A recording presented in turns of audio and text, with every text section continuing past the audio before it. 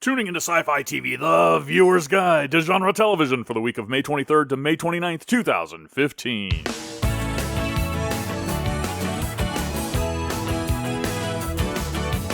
How did this happen? Where did it go? It should have been there last week's episode.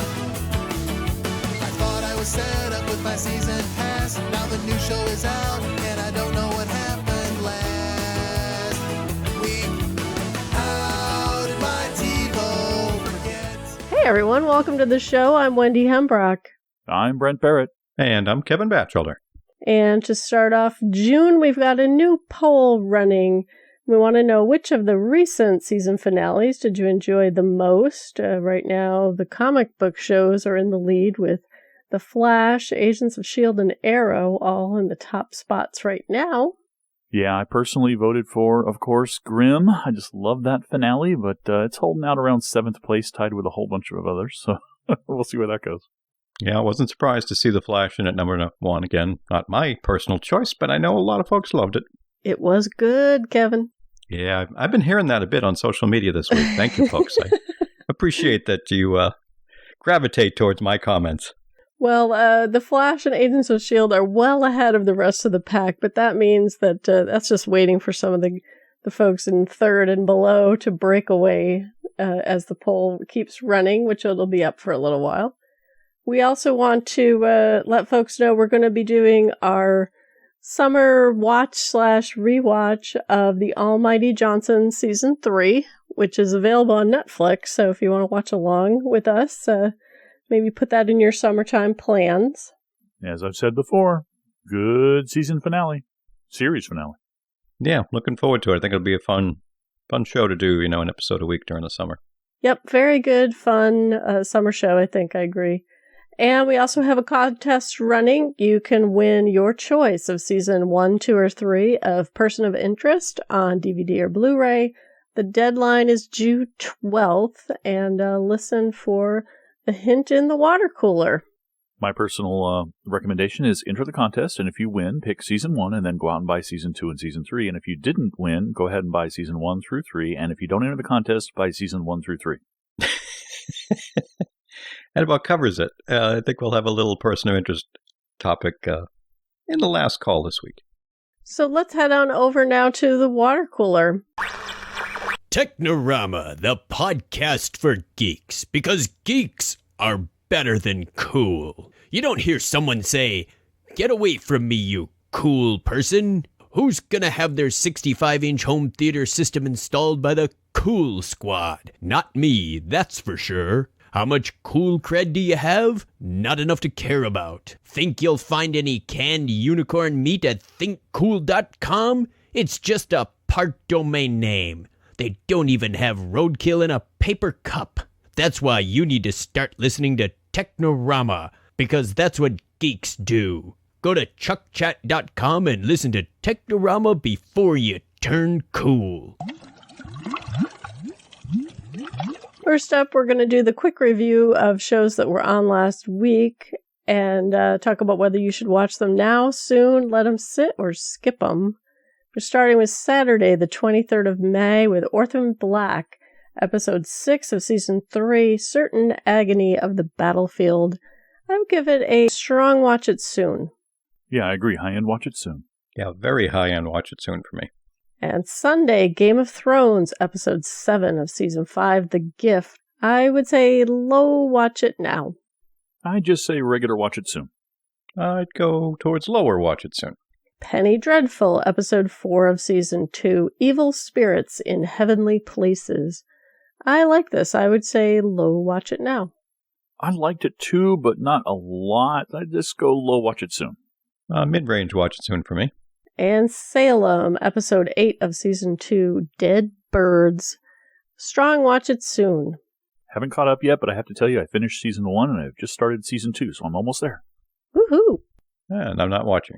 Moving on to Tuesday, iZombie, Episode 11 of Season 1, Astro Burger.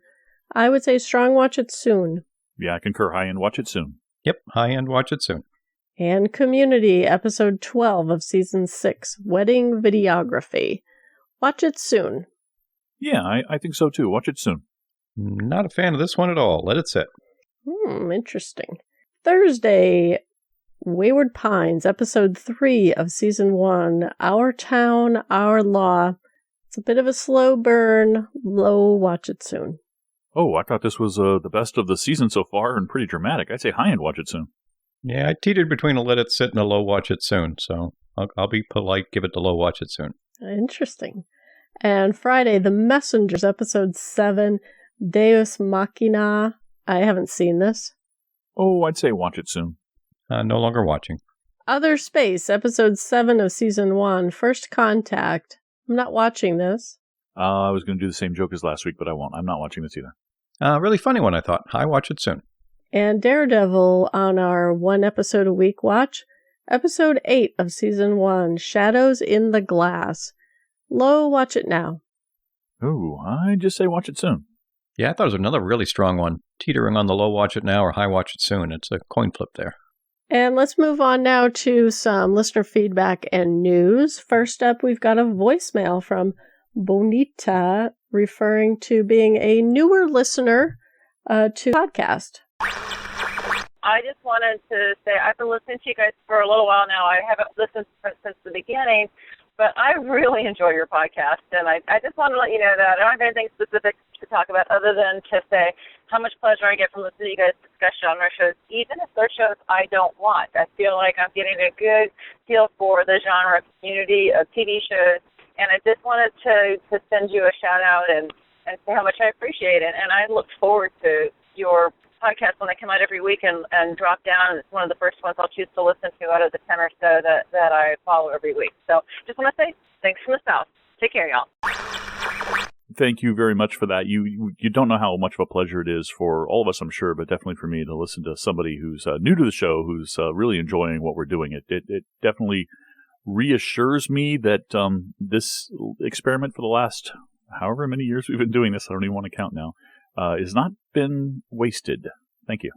Yeah, very cool. Great to hear from Bonita. I know she's a listener over at the Arrow Squad podcast, and it's wonderful. It's really cool. A new voice chimes in, lets us know they're enjoying what we're doing. So feel free to please keep the thoughts coming. Suggestions, comments, things to fix, things you'd rather see different. We'd love to hear from the community.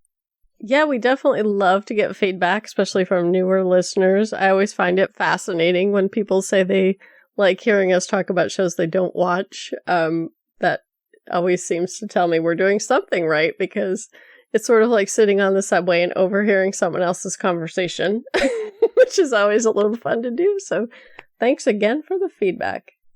And let's move on to some news. We're going to start with some that Kevin's got about SciFi's new show, Dark Matter. Yeah, we've been talking about this one for a while. I think we're all here certainly very much looking forward to it. We got an article link, Mike Eyre, that folks might recognize from the Liberate podcast, the Continuum podcast, got a chance to do a set visit up there. So he's got an article talking a little bit about the show, some of the folks behind it, a little bit of general info, about what's coming from the show creators. They have a 5-year plan if, the audience is there and such. So it's some good stuff. There's also about a 4 or 5 minute video interview, same way, that goes along with the article. So if you're interested in Dark Matter, I think you'll really appreciate learning a little more. It was a lot of fun to read a set visit. I'm always curious about what the people behind the Stargate franchise are going to bring us next. Cautiously optimistic, as a lot of that stuff was entertaining. So I'm still looking forward to seeing what this show pans out to be. Yeah, it was fun reading that and watching that little video interview with the guys, and to know that there was so much thought put into this is pretty cool. And I personally love what they talked about. Their jokes about the musical episode and how they've managed to find a cast that all had singing ability, and how they always plan their musical episode, but it never happens. But that's a shame. Well, it sounds like they've thought of all contingencies this time. I've got some news about casting, so if you don't want to know what's happening with Gotham in Season 2, jump ahead, but otherwise stick around.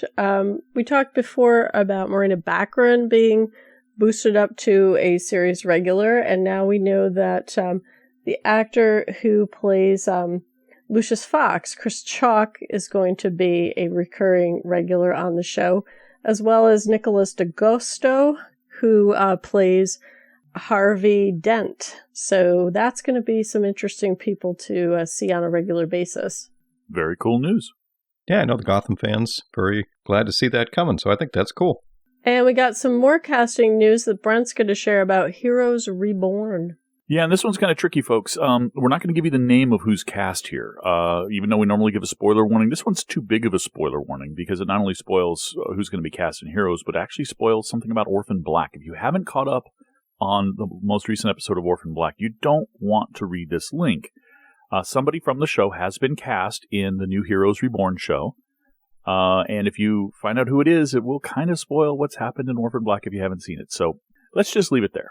Yeah, this is one of those ones, and you covered it perfectly. If you're not current, you will learn too much by probably putting 2 and 2 together. So it's tough now with all the cast and stuff and the press and the things they do, because, goodness, if you're just a few days behind on a show and you hear this kind of news, you kind of then know what might have potentially happened to a certain character. So red alert, folks. Stay away if you don't stay current on it.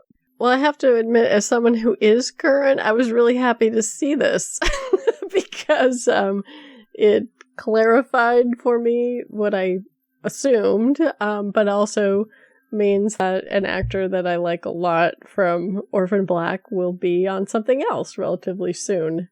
So I'm trying not to say anything other than that. So if you like to see actors you like employed, this is good news.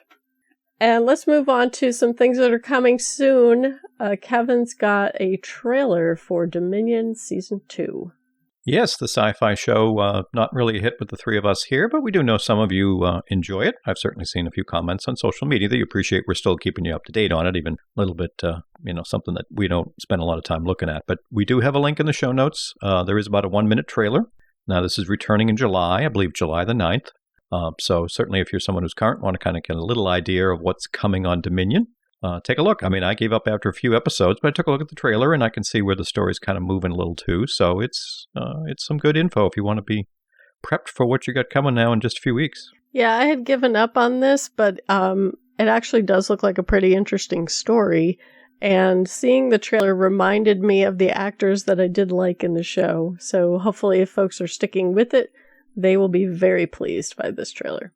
Yeah, I had pretty much a similar reaction to you guys, and that is I did give up as well. But watching this trailer, I can see how if you stayed with the show, this looks pretty exciting. And also watching this, I have to keep, reining myself back and saying, oh, this looks really good. I need to catch up and watch it. And I'm like, no. The trailers look good on the first season, and it totally disappointed me. I don't want to be bitten again. Yeah, I almost had that reaction because I still actually have my season pass in my TiVo. So I might find time to turn one eye and see if it's any good. You don't really need that sleep. Go for it. After Person of Interest, right, Wendy? Yeah, and the 100 and all the other stuff I'm behind on. Got to keep that list. That's the way I stop myself sometimes when I get really excited about another show. I go, no, wait a minute. I got a list and it's not high enough on it. I hear you. There's so many temptations out there. Speaking of another teaser temptation, we've got a link to a very brief teaser for Ash versus Evil Dead, which will be coming soon to Starz. And some people, this might not be enough, but it was nice to see and be reminded that this is coming soon. And now some people will speak. This is not enough for me. I want to see Bruce Campbell. I don't want to just hear a voice, a line he recorded. It sounds like a new line, at least, that he recorded over, moody images like all these shows have done recently. I want more. I want actual scenes. I want some dialogue. I want to see Ash. I want to see him kicking butt, but no, we haven't gotten that yet. Yeah, and it's like you said, this has become the new way to promote your show early, is with these mood 15-second things that have almost nothing from the show. At least there's a voice on this one. I mean, the Scream Queens ones were ones we railed on because we had too many of those, and we've seen them for the other shows. But it's their way to at least get some press, get some postings on the different blogs, get a little info out to the fandoms. But yeah, those of us who want to dig into something meaty, every time I see the word teaser, I just roll my eyes. I hear you. I'm just always looking for stuff, though, so they know that I'm one of those people that'll bite at any old mention of something that's coming soon. Ooh, it's shiny. And then once you actually check it out, you get that disappointment that it's a teaser. It's kind of one of the things that I think a lot of shows have to do because there's so much competition right now to break through and get onto the radar of people. You have to do it in these little drops. Oh, I'm absolutely okay with them doing it. I have no problem with them doing it. I mean, if you think back to movies, especially, they do movie posters. Those aren't trailers. They're teasers. They're like these. These are like motion posters is what these are basically, what they basically are, right? And this line that you hear Bruce Campbell speak is like the tagline that would be printed on the poster, and the shot of the chainsaw, with blood coating the chainsaw would have been like on the poster. That's fine. I'm cool with it. It's just, I want more, dang it. I want more. Yeah, and a part of it too, like you said, it's across all the different medium, because now when you do these, you can put them up on YouTube, for that generation that very much loves to just spend time catching little nuggets. So it's just another way to hook folks early, like you said, Wendy. The print medium was great, but this way with the video embedded in there, you get both sides of it. And like I said, we're all competing now with so many shows that it's nice to have the little reminder, oh yeah, I got to leave room on the schedule for this one. Yep, and all you have to do is check the tuner calendar for when it's actually coming. So let's talk about an actual proper promo that Brent's got for The Last Ship. Yeah, it's not quite a full-length trailer. It's only 30 seconds, but it is a promo. It has scenes. It has dialogue. It's pretty cool. And I was pleased to see this. The Last Ship is a show that I really enjoyed last season. I think Wendy enjoyed it as well, and Kevin has caught up or is catching up. I'm not sure if he's finished yet. But I think this is a pretty cool promo. It shows some plot development and a new character for the next season. So I will warn you that it's mildly spoilery if you want to go into the premiere completely unsure of what happens next. If you remember the finale, it kind of left everything up in the air. And this kind of answers some of those questions in a way, kind of incidentally, as it's introducing a new character. So if you want to go in clean, don't watch it, but I don't think it's too bad. I really don't. I really enjoyed it, and the new character looks pretty cool. Yes, I am caught up now. TNT had a marathon. I was like 4 episodes behind a couple of weeks ago, so I've been kind of gobbling up Last Ship stuff, looking forward to it. And I did check it out, and you're spot on there. Like I said, gives you a little idea of some direction after the cliffhanger that we had to end season 1. But I didn't see it in a negative way at all. We're down to just like 2 weeks or so now. Oh, maybe a little longer, 3. But it was good for me. I enjoyed taking a look at it. But I got to admit, I didn't go back and rewatch it because then I'd start analyzing exactly what it might mean. I enjoyed this a lot. I think this character is going to fill in some interesting stuff for the crew members, not the officers who've been sort of the focus in season 1. So I like that. I also came upon another one of these 30-minute segments, and it more focused on the doctor. And I don't know if it's old and I just missed it, or if I forgot that I'd seen it before, but that one was kind of cool too. And it does sort of give another side of what's up in season 2. So I'm still really excited about this show coming back. I really liked season 1 by the end of it. Wow, a whole 30 minutes, huh? Did I say 30 minutes? I meant 30 seconds. Yeah, you got me trolling YouTube now. And No. So when I clicked on Brent's link, it came up as the first other link. So, and it features Rona Mitra, who plays the doctor, talking more about the things the doctor was focused on. And speaking of the doctor, Kevin's got some news about a different doctor. Yes, jumping across the pond, our Doctor Who information. And it was announced this week that they're going to have a Doctor Who panel at Comic-Con, San Diego Comic-Con. As I recall, I think they skipped last year. I could be wrong there, but they're very much full press release mode now to let us know. Hall H, the big one again, Thursday, July 9th, already letting folks know the day. And we're going to have Peter Capaldi there, along with Jenna Coleman and naturally Stephen Moffat, talk a little bit about it. The first time Peter's been there, so there's a little quote from him, looking forward to it, all that he's heard about Comic-Con. So, going to be kind of nice. I'm sure they'll be, airing either trailers or part of that first episode of the season, or maybe they'll have a special screening for the whole one, because I think that they're planning to open with a double episode in the fall at some point. So, nice to see him, at Comic-Con. Yeah, I'm very excited that they're going back to Comic-Con. I think Brent in particular thought it was a mistake they didn't go there last year, and I hope that Capaldi gets a wonderful reception for his first time there. Yeah, it was either they skipped last year or they announced they weren't coming this year. Either way, I'm glad they're coming back. I'm glad they're going to be there. And Kevin, I got to say, on behalf of Peter Capaldi, Thank you for getting his name right. And I had to practice that, I got to tell you, because that's not my instinct for how to pronounce his name. But you did a good job every time we talked about it last year saying it. So I tried to drill it into my head. Yeah, I have to remember to say it not the way I think it should be pronounced. Contest clip time. In this clip from Person of Interest, tell us what Shaw says the other guys look like. Hey, sweetie. You busy? A little? Skip the verb before play rude. Where are you calling? Can a couple of gals take a little break from work to catch up? No, we do not have time to catch up. Oh, you guys look like crap. So let's move on to a Tuner Minute. This week it is by Brent, titled Family Matters. Some of you may be blessed with a family that has the same love for genre television that you have. Many of us do not. I'm typically hidden away in my home office to enjoy my genre television programming while my wife watches her procedural dramas and comedies and my daughter enjoys that millennial stuff on MTV and elsewhere. My son watches a few of the shows I enjoy, such as Arrow, The Flash, and Supernatural, but resists watching most others, even my personal favorites. But every once in a while, a shift in the planets occurs, and my wife becomes interested in a genre show that I also enjoy. The most recent example is Resurrection. But while this is awesome, I must say it does raise some interesting questions and logistical issues for someone so used to watching on his own and at his own pace. Do I wait and watch the show when she has time? What if she falls behind a week or two? Do I watch ahead of time and then watch with her and pretend I haven't seen it?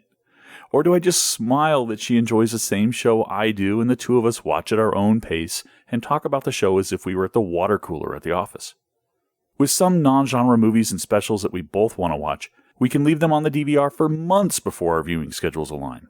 So in my case, with Resurrection, it has usually been watch at your own pace and talk about it later. If you're not one of the blessed ones who have a family of genre lovers, how do you handle this situation? Has a spouse or child or parent ever expressed an interest in one of your genre shows? How do you watch when that happens?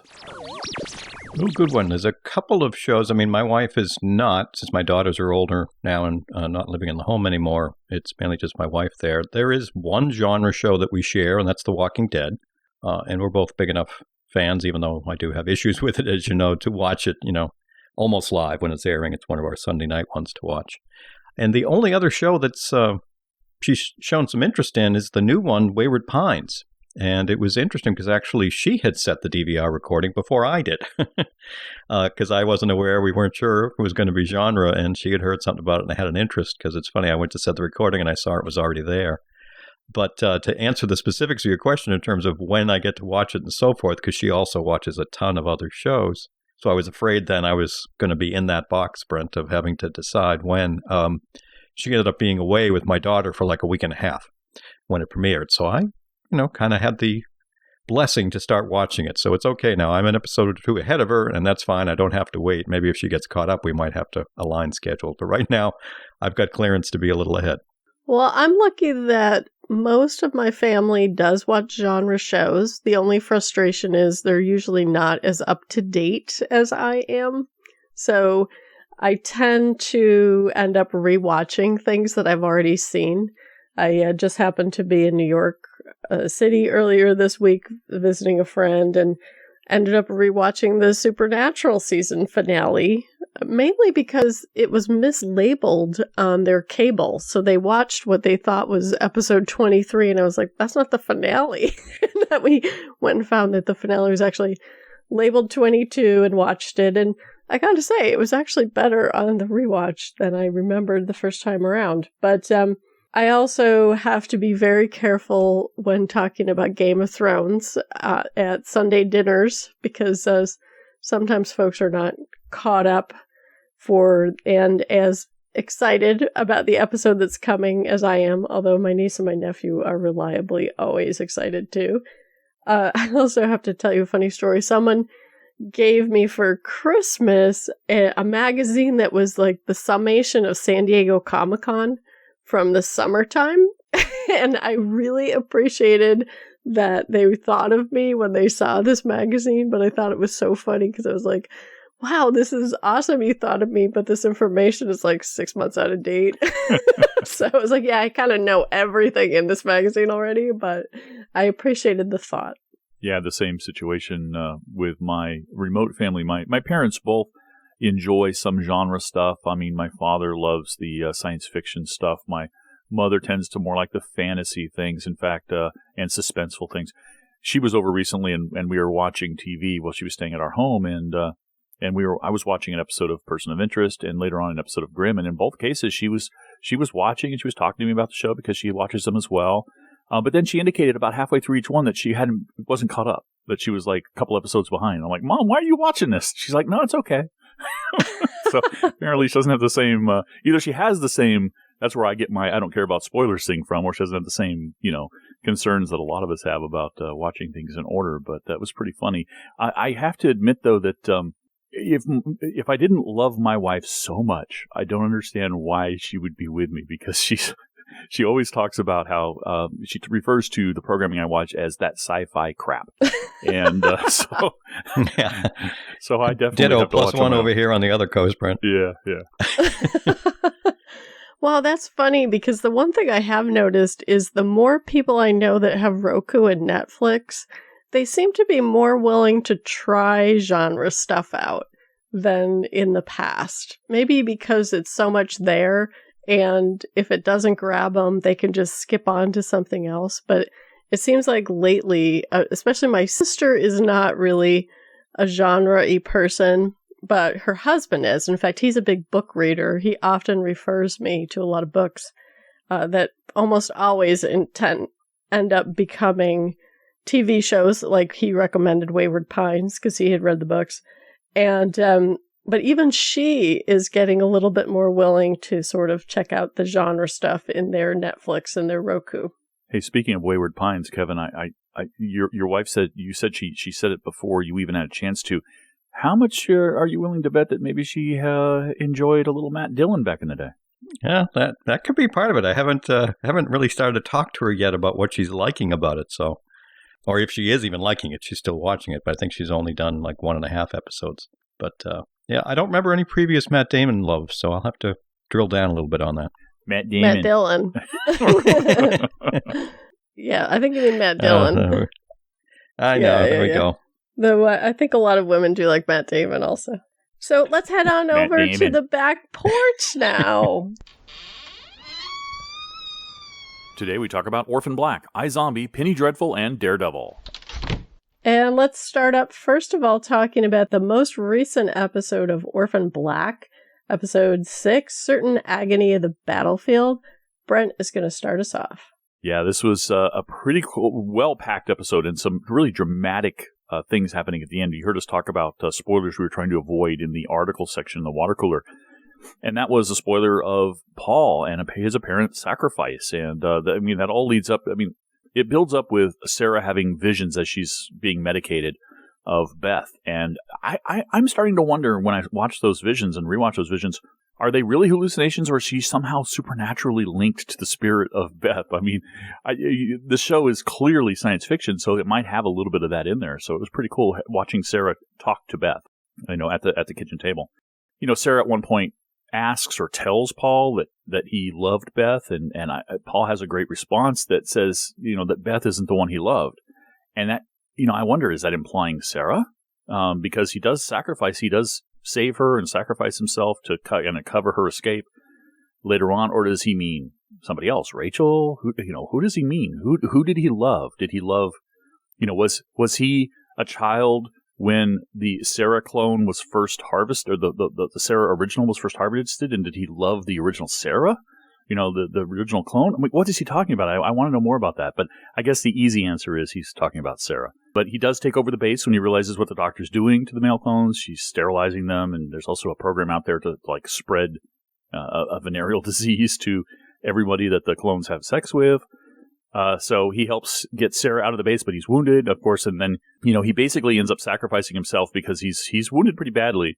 And so he sits in that chair. He's got that towel covering his wound, and the doctor comes in. The doctor and the evilest male clone. The doctor shoots him, theoretically dead, but before he dies, he lets the towel go, and a grenade pops out, and we see the clone and the doctor running away. And the explosion is so big, by the way. And one of my pet peeves with Hollywood is they make grenade explosions really big for some reason, and they're not really big. They're a fairly small explosion, and the lethal potential is all that metal flying around. Anyway, so the explosion goes down the tunnel that Sarah's clawing out. Of course, and Sarah gets knocked down, and we see that Helena has come to save her, to save her Shistra, or whatever the heck she says they are. And then earlier, the Helena stuff is pretty cool, too, because I don't know if it's symbolic or if it's literal, but she eats the scorpion. And first of all, I kind of cheered when that happened because I hate the scorpion. But I'm guessing it's symbolic because I think we were supposed to believe that the scorpion was in her head and not a real scorpion. So I don't really know what happened there, but that was great stuff happening out in the desert. Pretty cool events, dramatic stuff. Back home, you get the whole Allison and Donnie story with their drug business expanding. They're celebrating the fact that they're successful. They're dancing in their underwear, and their daughter walks in, which is a pretty funny scene for the two of them. But they have plans. Allison's going to acquire her mom's store as a front to launder their drug money, and the drug dealer seems happy with that. So there's a little advancement there. On the Cosima, Delphine, and Ksenia Solo's character, whose name I still don't remember, you've got them taking Cosima taking the girl from the cult in with Felix into the lab so that Delphine and her partner can take a look. Well, it turns out just Delphine, because Felix wants to take the lab partner, over to confront Rachel. And I thought it was a pretty, I don't know, I'm feeling kind of empathetic to Rachel now, even though she was a cold bitch, in the previous season. She's in a really bad place, and Felix is just berating her and just belittling her and not really torturing her, but I guess emotionally maybe torturing her and psychologically, trying to get information about the male clones out of her. And it was so sad at the end, that scene of her, looking at the photograph of her as a child with her father and just crying and just, I don't know, I'm just feeling really empathetic towards Rachel right now. I don't know why. I guess it's Tatiana Maslany's ability to make me feel empathetic and to really put a character into that shell that she does so well with all of her roles. So, personally, I thought it was a lot of development in this episode, really good. A lot of it seemed like kind of setup-y stuff because we don't know what's going to happen, except for, of course, what happened with Paul and the base. And I personally don't think the Doctor and the evil male clone, the evilest male clone, I should say, are dead. Whenever you have a show like that or a scene like that where the bad guys are running away from the explosion and you don't actually see them get hurt or die or see their bodies, they're usually going to survive. Yeah, as you said, it's another excellent episode, really cranking things up here in the second half of the season between the episode the week before, which I thought was outstanding, and this one. It's really starting to get a lot more, as I say, orphan blackie, like the first couple of seasons. I thought we were on a bit of a slow start here. But yeah, we've got male clones dying left and right, so we're dwindling their numbers in terms of who's there. Yeah, the evil part of doing my air quotes, mother, in terms of what their plan is, this whole idea of weaponizing this, talking about stopping war within like a generation, this idea of some sterilization or some STD, whatever, just creepy, wondering what that means. And we had talked, I think, when we talked about the last episode, that it was time for Paul to make a call. He's been kind of seeming like he's waffling in the middle a little bit, but obviously no doubt about that this time is the step he was willing to take to help get Sarah out and the ultimate sacrifice once he realized he wasn't probably going to make it either. And I agree with you, the scorpion thing is, I think, very much symbolic of her not waffling and listening to other voices and instead deciding that it's just me now. I really do want to go back to help Sarah. So see you, Tupac, you're going away, or Pupac, pardon me. Not that he might not come back. It's not like she probably hasn't done this before, maybe. So that was pretty interesting. The Donnie Allison stuff was a laugh riot, as they're playing that out. Both visually funny to see that, but also realizing they're really getting themselves deep in this. They're going to get a real storefront for their pharmaceutical business. And I'm still very much thinking there's great chemistry there between Ksenia Solo's character, Shay, and Cosima. But Delphine's back, and she's kind of playing leader a little bit here, more than girlfriend, reminding Cosima and Scott, anytime you're using dyad resources, everybody sees what's going on. So she's tying two and two together, letting them know some stuff they see. So that'll be interesting to see where that goes. And she appeared to be at one point when she was at her desk looking at some of those photos of the initial meeting between Cosima and Shay. So is she the one who had the photographer there? Did someone else share the photo with her? Who's watching who and what's that going to mean? We're going to, I think, find out a lot more. So that will be very interesting to see where we go there. So yeah, we got a lot of things, maybe not so much converging, but each of these stories is really starting to ramp up, and it's going to be, I think, some fun stuff when they all start overlapping. For Delphine, the thing that interested me was whether she has commissioned Shay on her mission and she's just taking photos to see what they're doing, or if she is that paranoid about Cosima that she's having her followed all the time. She definitely seems jealous and is drinking a lot. So, she's the new Rachel. I agree, Brent. I like the new Rachel that we've gotten who only has one eye. That scene with Felix was chilling because he is really over the edge, past his normal comfort zone with what he's willing to do to find out where Sarah is. And they're finally waking up to the fact that she's been gone too long.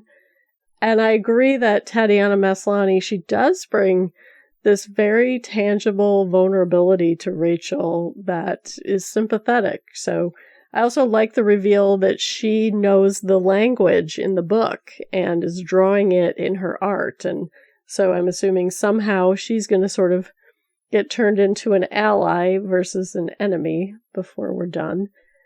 It's funny, we had been talking about Paul and hoping that he would start to show his true colors, and he did in this episode. And it was interesting because he really had two agendas. He was committed to his brothers in arms in the military, and he was also committed to Sarah. My conclusion is that he loved Sarah since he met her pretending to be Beth. I don't think he knew Sarah before that. But I was very sad to see him go, but I thought they gave him a great exit. Although I'm going to be very disappointed if it's all for naught and he didn't destroy anything. Hopefully he at least destroyed enough of the research to set them back if he didn't actually kill the doctor and the one Castor clone who's particularly crazy. I was kind of disappointed that Sarah didn't try to go back for Paul, but she's never been as committed to him as he's been to her, so that kind of made sense. And I did really like seeing Helena come back for her sister. I enjoyed the Allison stuff a lot, their gangsta lifestyle, dancing in their bedroom. But to me, this whole story just feels like it's another show. I keep feeling like we switched the channel and I'm watching Weeds in the middle of the story. So I hope that somehow this drug connection will tie into some vaccine, antidote, something to counteract the sterilization. I hope it somehow gets pulled into the main story, because right now they feel like they're sort of a one-off to me. But I agree with you, Kevin. It is feeling more like Orphan Black than it had been. It seems like this season had a lot of setup, maybe. But I'm also going to be very curious to see what happens with I don't know what his name is, the Castor clone that's in love with Gracie, and how she eventually plays into helping the clone club or not also. I'm guessing that Allison and Donnie stuff is at one point the clone club is going to need a big wad of cash, and they're going to be the ones who can actually come up with it for some situation. That's my guess of where that's going. And also, how kind of tragic was it that Gracie and the clone that she was in love with and loved her, they went off, and it was their hooking up, if you will, that caused the miscarriage of the baby, and now apparently her to be sterile, perhaps. That's kind of tragic stuff there. It's brutal, really brutal.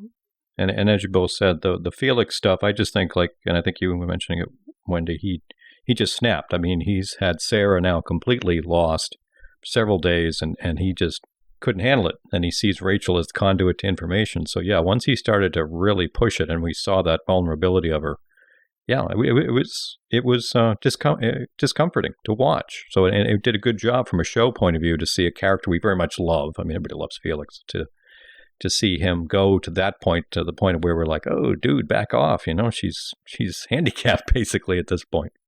Yeah, I agree. It's hard. It's tough to watch him be bad, be that cruel, because he isn't cruel generally. So lots of good stuff coming, though. I think hopefully this is sort of the turning the corner to really get, now that we sort of revealed the master plan of what they've been trying to do, we'll start to shift to the problem solving, stuff that maybe will have a little more momentum.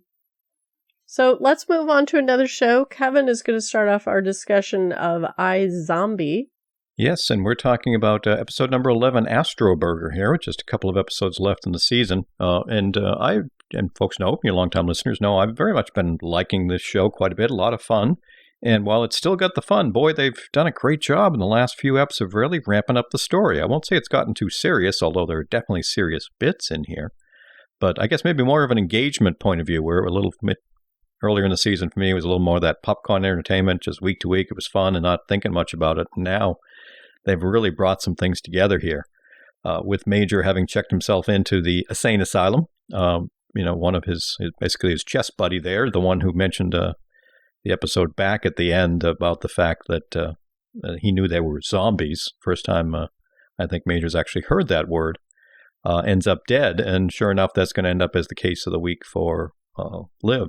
So she's going to get some information naturally by chowing in there a little bit. And, Major also gets a real eye-opening because he had checked himself in, but realizes once you're in with all the, shall we say, the true nuts, he's not as nutty as he thinks. So ends up getting himself out. But it was interesting because she, ended up with the brain. This guy who was in the insane asylum was because he was seeing the devil. And sure enough, she starts to have visions. The blue devil she's seeing on a bag of chips or whatever it was, constantly talking to her. Created some fun stuff in terms of what's going on. She ends up, too, having quite the showdown with Blaine, who comes into the morgue at one point because he's now come up with information from the captain that Liv was sweet on the guy that he had to kill there.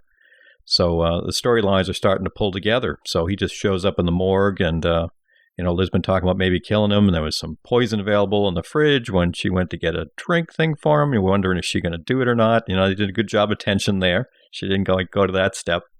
So it's creating some discomfort there with Blaine and what he's going to do. But it was interesting to then watch Liv basically spend the episode kind of investigating what's going on with this guy who died. And she ends up with a little bit of a impromptu partner there, Johnny Frost, the weatherman, who appeared to be a friend of his that's following her around as she's doing her investigation. Is repeating himself quite a bit, 63 degrees, 17 Celsius. So it was kind of interesting to watch them pair up as she's getting some info quite a bit. And, it led to some interesting stuff getting towards the end of the episode when it looks like Liv and Major are really starting to have some serious bonding time a little bit, and to the point of actually having the whole I'm a zombie thing come out was quite the surprise, and rather interesting. I was surprised to see it happen here, and as you all know who've seen the episode, it really didn't happen with the real twist they threw at us at the end, that was also just a vision or hallucination she had because of the guy's brain she ate, because sure enough, when the real Major pops in at the door, it's because he's pulled some brains out of the back of one of Blaine's henchmen's cars to confirm that there's something crazy going on, and starts talking about the zombies and going to kill them all. So that was a real gut punch. I mean, bravo to the writers for having pulled that in, because along with that, the weatherman was also just another hallucination. So but, he was repeating those numbers because they were the passcode on a phone to give Liv info to be able to see the video of that boat incident. So I thought they did a great job throwing that nice twist at us. Bravo. I really need to rewatch it, to kind of see how many telltale signs I probably missed. But they're really cranking things up with only 2 episodes left, and they've done a great job getting me much more emotionally now invested, along with just having fun with the show itself. Yeah, I totally agree. They did a great job with the hallucinations, because we had the very obvious one with the devils talking to her out of the chip bag. So it didn't put me on to high alert to be looking for other ones. So I thought that was really well done. Great trick that she has this whole bonding moment with Major and actually tells him the truth. And then it turns out it was a hallucination. Also, the actor who played the weatherman, it was a regular character in Veronica Mars. So good job casting team, because it was really nice to see him back and playing not the same character, but he reminded me a little bit of his prior one for sure. I also really like the scenes where Liv is talking to Blaine, because usually you can't put, your big bad and your lead together too often and have it be plausible that they're able to talk to each other, especially because Liv has said she wants to kill him. But they're doing a really good job with showing the distrust and the tension between them, but also how each of them tells the truth up to a point about what's going on. So I like how that continues to be developing. I also liked that Liv is in that video, so she has a reason to not broadcast that evidence either. So they keep doing things that, put her in a tough position, because she wants to get justice on Blaine, but also protect herself and also figure out what's really causing this. So there's just a lot of interesting elements going on in the show right now for me. Yeah, they did do a really good job. I mean, with the whole tricks. As you said, as Wendy pointed out, even though she was seeing the clearly illusionary guy on the chip bag, I didn't think the weatherman was an illusion until it was revealed. And then even after that was revealed, I still didn't think that Major was an illusion until we saw him come in and we realized he was wearing different clothes and that he had been somewhere else that night anyway, hiding out in the trunk of a car. So it couldn't have been him. That was really well done. I applaud them for that. I am irritated with them for that. I kind of was cheering when the revelation happened and when she was actually able to be kind of close to him, and thought that was great. And then, of course, when he came in and he started revealing that the brains and zombies are real, I'm like, okay, now's the time to tell him. Now's the time to tell him. And then he said, I'm going to kill them all. And I'm like, crap, you guys are doing that, aren't you? You're doing that so cliche thing of putting the wedge between the people, so that they can't be together and they can't be happy. I just really wish they would stop doing that. So I'm a little irked, but it was really well done. So I got to give them that. I did really enjoy the ride. It was also really nice to see Peyton and Ravi. Remember she had asked Liv's advice about asking or accepting his date proposal, and to see them still together and on the sofa and eating Chinese food and with the group and talking was pretty cool. Also, I don't think any of you mentioned this, but what's going to happen with the fact that Ravi seems to have cured the rat of its zombieism? It's now a non-zombie rat, or at least it looks like a non-zombie rat, unless he gave it a tan or a paint job or something. I did like Liv's comment, of course, to the big bad as well about a nice tan job. So she seems to be the only zombie who's living it proud, as it were. Yeah, she's kicking it old school goth with her very white appearance. Yeah, that was even one of the better jokes when, wasn't it, the devil on the bag started joking with her, asking if she just came from mime practice or something. Yeah. I mean, they're having fun with it. Yeah, and Robbie's thing with the rat is going to be interesting. What's that going to mean going forward is a good point, Brent, too. I also, maybe subtle or maybe just a throwaway, but again, as I'm learning, these writers don't do much throwaway, was at one point when Liv was talking to Clive as he's doing his, police side of things, which was very much a small part of the episode. She's really giving some real detail about what she said she saw in her visions. And even he's starting to raise an eyebrow to say, you got a lot of specificity in your visions here. So I'm wondering if he's starting to wonder about what might be going on too. So I could see a lot coming to a head real fast here in the last couple of episodes. Yeah, I do agree. I think they're building some good momentum going into the season finale. And for what we know will be season 2. So hopefully they'll pay off some things and set up some new stuff for us. So let's talk about the most recent episode of Penny Dreadful. We now know that Vanessa's a witch. The other witches are coming after her. And this was kind of the interesting, the witches are coming to attack them. I also really liked, and I think it was more because of the details than anything else, but I really liked the scene where we have, is his name Mr. Lyle, the traitor anthropologist, and he's got the table full of all the artifacts with all of the devil's language, or all these fragments of language, and he's got everybody together sort of reading the language on these various artifacts, because together that will actually turn into the language that they can decode. And for me, that was interesting because you saw the team working together, and they're working together with this guy who is a traitor, although maybe he'll be compromised at some point. But also it just demonstrated how much attention to detail they put in the show on the props and the sets, and just the production value was really nice. We also had Frankenstein falling in love with Lily and going on a shopping spree with Vanessa, which I assume is a lighthearted moment prior to some heavy woe that will be coming down the line in this show.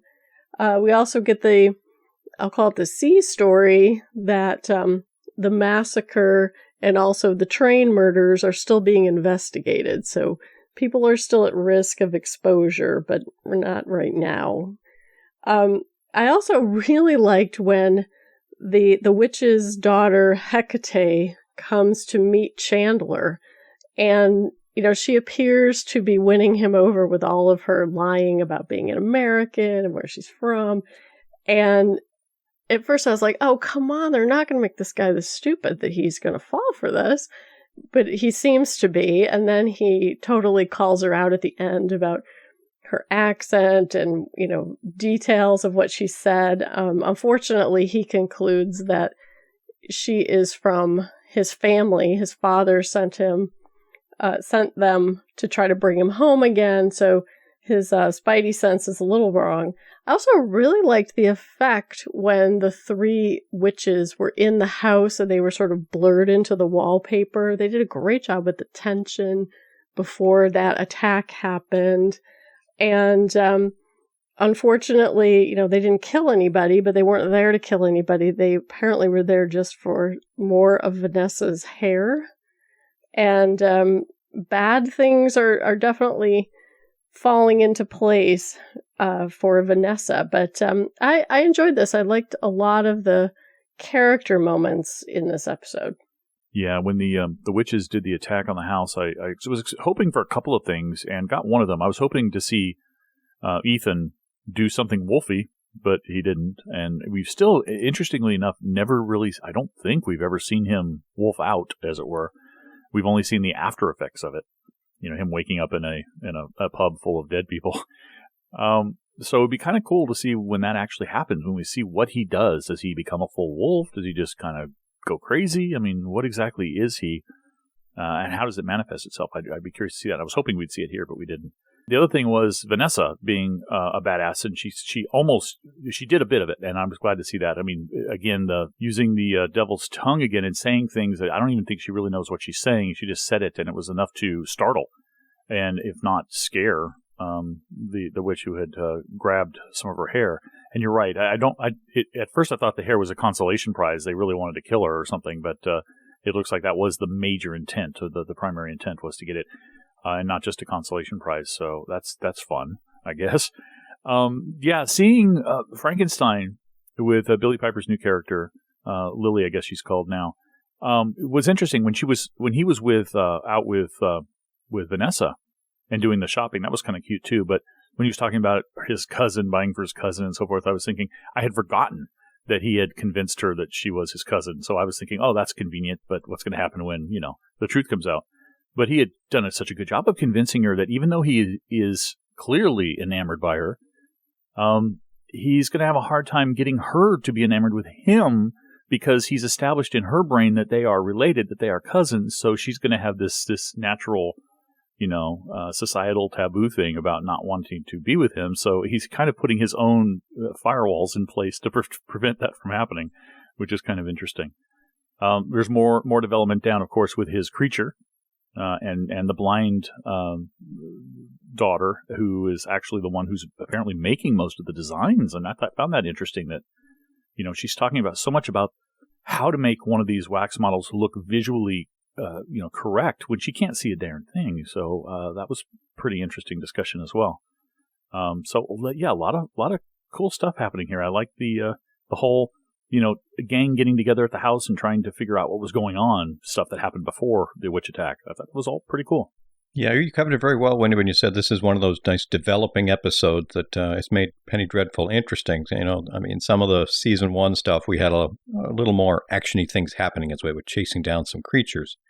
But this show very much is at its best when you have such a great collection of actors just expanding the story, and the whole witches side of it is a big creepy thing going on.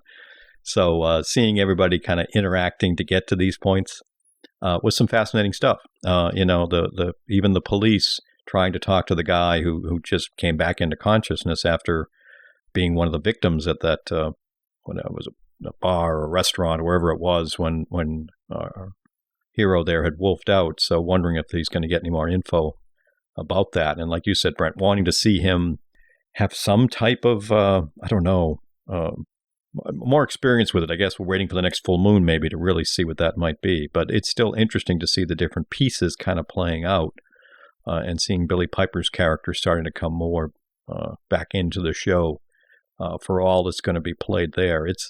It's a very creepy show, but boy, I got to say it's a little bit like a car wreck in the sense that when I go, and we've talked about some other shows and it's on the DVR, like, oh, okay, fine. And then when I start watching it, and especially where it's almost an hour long being Showtime, it just flies by most times because it's just great stuff moving from story to story.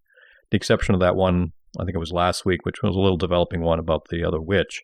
Usually Penny Dreadfuls are fast movers for me.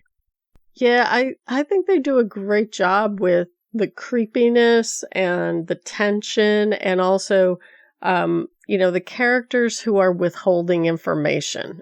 And so they're not out and out lying a lot of times, but they're always sort of very carefully choosing their words. And I think one of the other things I like is when you're in on the secret in a show, like with Mr. Lyle, we know he's a traitor, but we also know that he isn't necessarily loyal to these witches because he even warned Sir Malcolm. He's like, are you sure you want to get involved with that woman?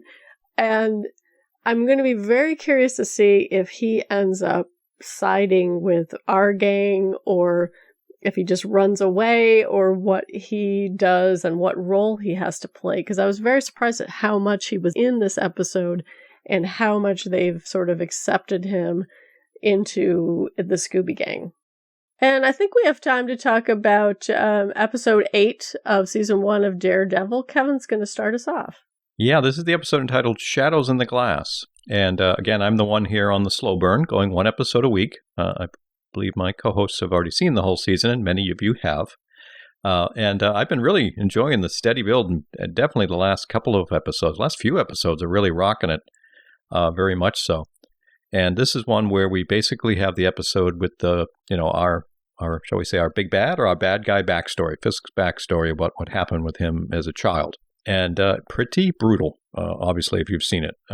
So not a shocker based on some of the oddities of him and we're kind of wondering what would have been motivating him or why he has some of his, shall we say, anger management issues. So, it was pretty engaging kind of stuff.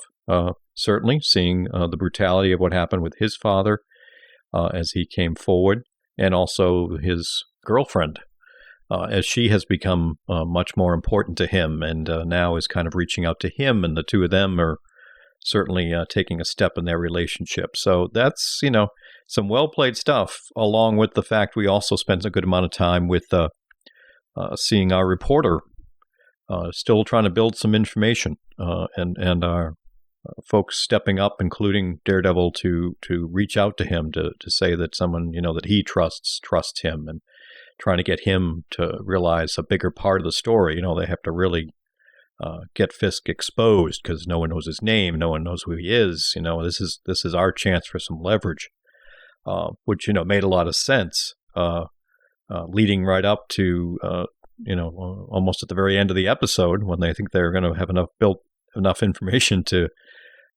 drag this guy through the mud. He instead, now that he and Vanessa are very much on the same page and he's got a stronger ally with him, decides to hold a press conference and say that, yes, he is the good guy who's, using his money to try to rebuild the city and make it what it once was. So our heroes really are just going to be emotionally crushed. They've lost what they thought was their leverage.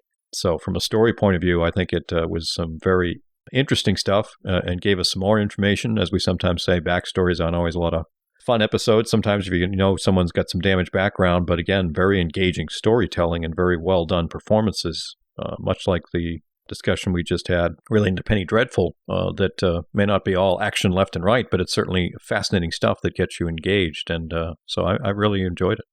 I'm liking how the Vanessa and Fisk relationship is creating so many interesting dimensions to the story, because we have Fisk, who, when we see him, he goes through this very elaborate, very cosmopolitan ritual of getting dressed, and he looks in the mirror and he sees himself as the kid who got beat up by his father, or possibly the kid who just killed his father. Kind of switched around a couple times, I think, when I was watching it, as to which kid he was looking at. But a punk kid who doesn't have a lot of self-esteem. And then you have Vanessa, who he tells the story of how he killed his father. And she's like, yeah, that's what you should have done. And, she's completely accepting and supportive of him when he was thinking that, he would be judged by her. And, he's kind of the misunderstood bad guy, right? He has this vision, but nobody's going to understand it. But she does, and she loves him. And she even wants him to be more committed to his vision. So I like how that's developing. Because even though he's the bad guy, I still feel a lot for him. And, I kind of do want him to find true love, which is odd, probably. But then you also have the flip side, which is his romantic relationship is making him vulnerable and sort of taking his eye off the prize in terms of his bigger problems with his business partners. I love the reveal that Madame Gao speaks English all along. I thought that was very interesting. I also really liked the stuff that we actually saw with Daredevil this week, because his response when Fisk sort of beats him to the punch was just explosive at the very end. He's so frustrated at what this guy's doing, and Fisk's speech was very believable. He's like, I'm committed to this neighborhood. He sounds plausible when he's giving that speech. I also thought it was cool to see Daredevil's using the nunchucks that Stick had given him in the prior episode. I really liked, this is going back to some of the things they do very deliberately in the show, the reuse of the rabbit in snow painting, the symbolism of that when Fisk is looking at it when he gets up after his nightmare. They're using the same music from when he was looking at that painting before as well. So there's just a lot of good continuity in this episode. And also that there's a great line when Foggy is talking to Karen in the beginning. He's like, if we're going to be Nancy Drewing, I got to admit your coffee's terrible. I just love that line. I thought it was great. Yeah, they're doing a really good job of leading the viewing audience to wonder about Fisk. I mean, yeah, he's cruel, he's vicious, but, maybe he has a point. Maybe you have to be cruel and tough and vicious to get the good thing in the long run, like he's saying. So they're getting people actually starting to think about that and wonder. And I think they did a really good job in this episode doing that. Especially, like you said, beating everybody to the punch, of the reporters, got to delete this article now. I mean, it's kind of pointless. I too am strangely in favor of the relationship between Fisk and Vanessa.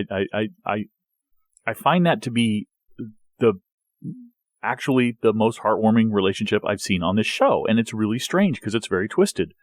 He is cruel. He is vicious. He is, I would even say, touched by evil, because he just doesn't seem to care about killing innocents to get what he wants, and to me that's evil.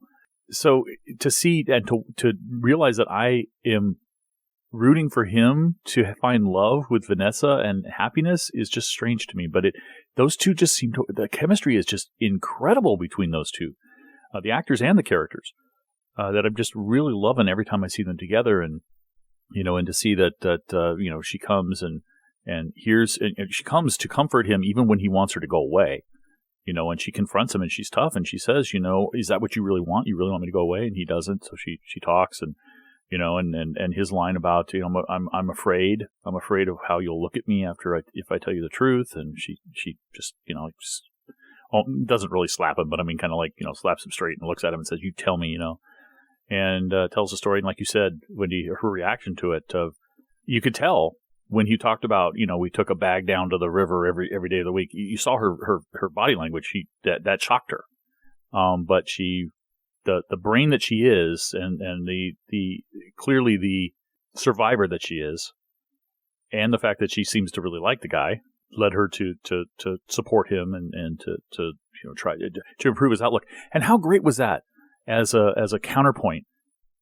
You talked about him getting dressed in the beginning and seeing the reflection of his bloodied young self in the mirror, and then at the end he's getting dressed again, but she's dressing him. And there's no memory of the badness. There's just the love, the goodness. She's helping him get dressed. She's picking out his cufflinks and stands beside him as he gives his speech. So this was definitely a Fisk episode. Very interesting. This one actually is the one that started me going, he's not just a really bad guy. There's something weird. There's more complexity there. But even though I still think he's a bad guy. Like I said, I'm just strangely drawn to this thing. And I love the line earlier, too. Can't forget Deborah Ann Wall, that, where Foggy's saying something and he says, isn't that right, Kay? And then she says, yes. Wait a minute, am I Kay now? Love that. So that was a pretty jam-packed back porch. I think we are ready to wrap up, though. But before we go, I want to thank all of our listeners, and especially listeners who send us feedback. Please send us more. I also want to thank Kevin and Brent for a lot of fun. We'll see you again next time. Yeah, catch you next time. Have a great week, everybody. If you'd like to contact Tuning Into Sci-Fi TV, we offer a variety of feedback options, including email at feedback@tuningintoscifitv.com, voicemail at 206-202-4182, Skype voicemail at Tuning Into Sci-Fi TV, or you can visit our blog and forums at tuningintoscifitv.com. And finally, you can find us on Twitter at twitter.com/tuningintosci-fi or at Facebook by following the link on our website.